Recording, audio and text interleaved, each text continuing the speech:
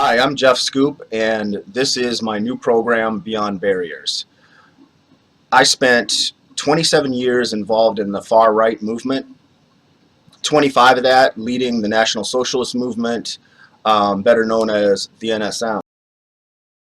Beyond Barriers is a program where we plan on answering questions from readers and listeners and covering all kinds of subjects related to far-right extremism, other types of extremism, and issues of importance for all of us around the world. The concept of Beyond Barriers is basically that when you are involved in any form of extremism, that you are trapped basically inside a bubble or inside an echo chamber in your own mind. So the idea of this program is to help others get beyond those barriers, to be able to reach beyond there, to be able to see beyond there, because when you're involved in an extremist movement, it is very difficult to see outside of that bubble or that echo chamber. So what we are trying to do is basically break down the concept of the barrier that's in the person's mind that's involved in this form of extremism, or any form of extremism for that matter, and get them to see beyond those barriers that there's a life out there for you, there's a better life out there for you. It's good, it's positive. When you're caught in that echo chamber and you're in that mindset, you are basically in a very negative place. You wake up every day, you're at war with the world. People that are currently involved in extremist movements or have been in the past know exactly what I'm talking about, because that is the type of mentality and that's the type of thing that we face every single day when we were involved in these things. So my message today, and the message of our program Beyond Barriers, is to help the individual reach out beyond that, and also to help society and the general public at large understand that what we're trying to do is you have to humanize people that are involved in this, and you have to understand that they are human beings as well. Answering things with violence, coming at these people and shaming them or making them feel guilty. These things don't work. These are proven tactics that do not work. And so basically what we're trying to do is give the general public a better understanding of what it takes to get people out of these type of extremist movements, and what brought those of us that got ourselves or were recruited into these movements there in the first place, and to better understand it, to be able to better understand it and have the understanding of how it works.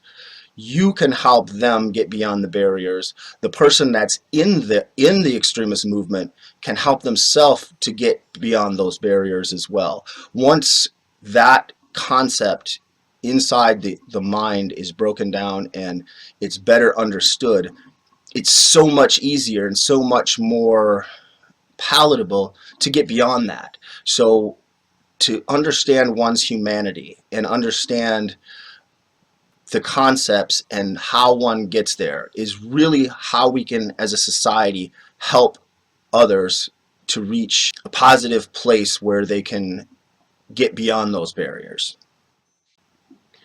Once the individual is beyond the barriers, I'm trying to better explain this, because it is a process, and the process being, once you're beyond those barriers, there's so many other things that come into effect, but you have to get there first. You have to get over that barrier first, and once you are over that barrier, or just getting outside of that bubble or echo chamber, the next thing is healing.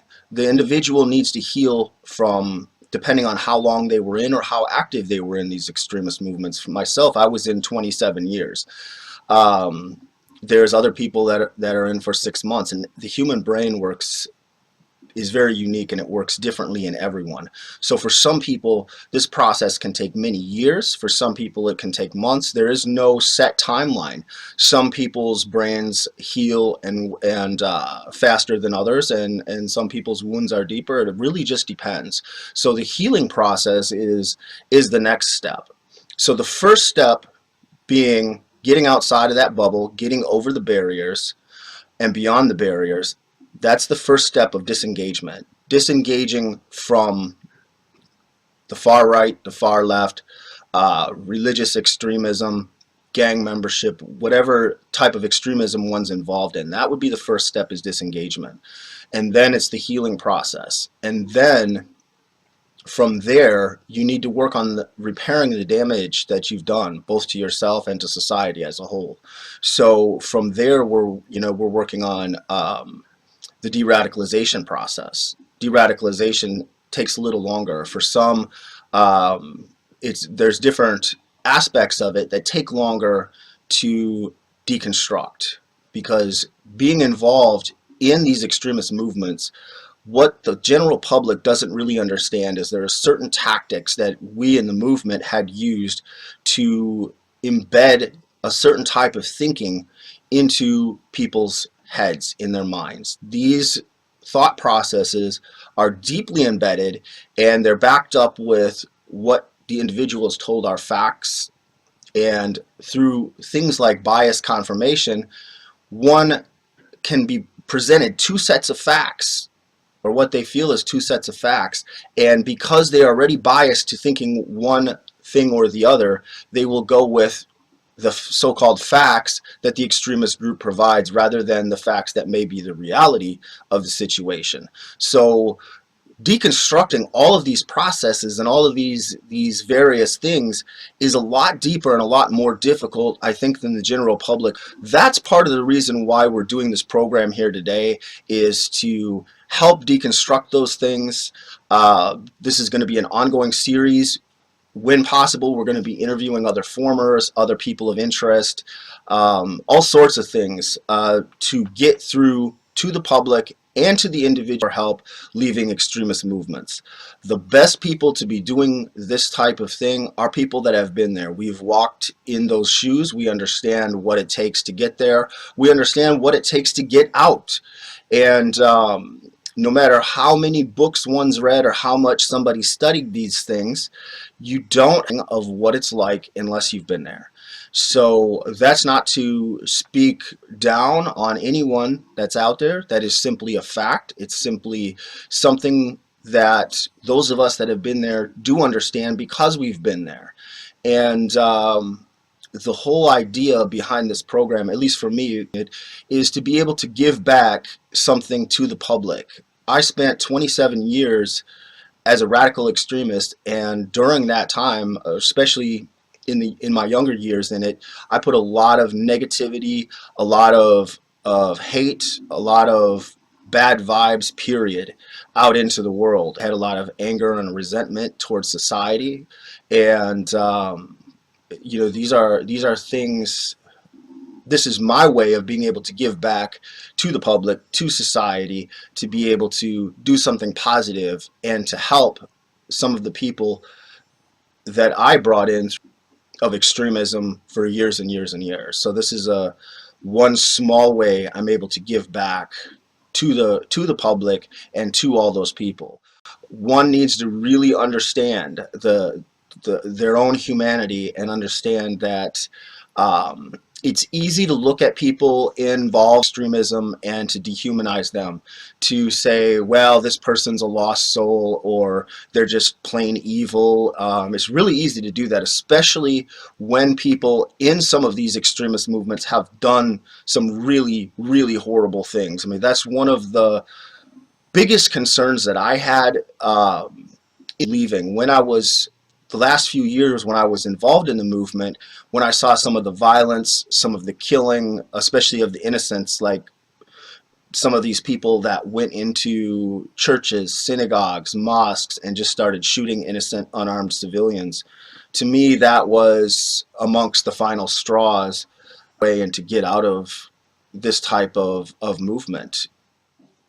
When you see those type of things and individuals that have done those type of things, I don't believe there's a lot of hope for someone that's done that. You know, if you've done a serious crime like that, then you need to pay the price, and is unforgivable if you've taken someone else's life. And it's really hard.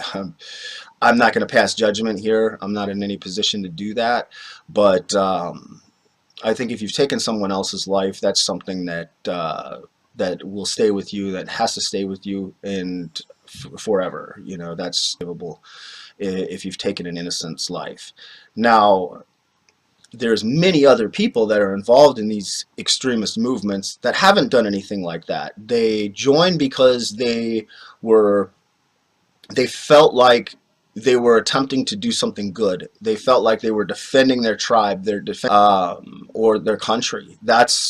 Those are some of the reasons that I joined. I didn't join the movement because I hated anybody. I joined the movement because I thought that I was protecting my race, my people, and my country. I joined because I felt like I was a patriot, and this was my way of defending my country. And that is a pretty common narrative amongst a lot of the people in the movement. Of course, there's people, psychopaths and sociopaths, that go out and do crazy things and hurt people and kill people. But what I think the public doesn't understand is how it gets there, how a person gets there.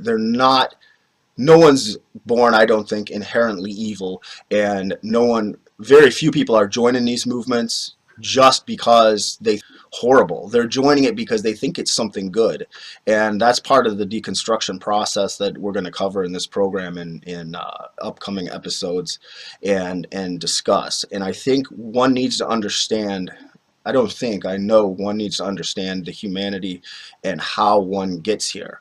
If you cannot understand the concepts of how people are able to get here, you're not going to be able to properly deconstruct these people, help get others out. If we can get people beyond those barriers that they've erected in their own mind, like the prisons in their own minds, if we can get them beyond those barriers and help them to see their own humanity and the humanity of others, it's a better society, a better country, a better world for everyone. And it's not about just saving that individual. If we can save that individual and say that individual will be the next person to walk into a church or a synagogue or a Walmart or a mosque or something like that and start pulling the trigger on innocent people, we've not only saved that individual, but more importantly, we've saved the innocent lives of all the people that they harmed and all of the families that pay the price when someone does something crazy like that.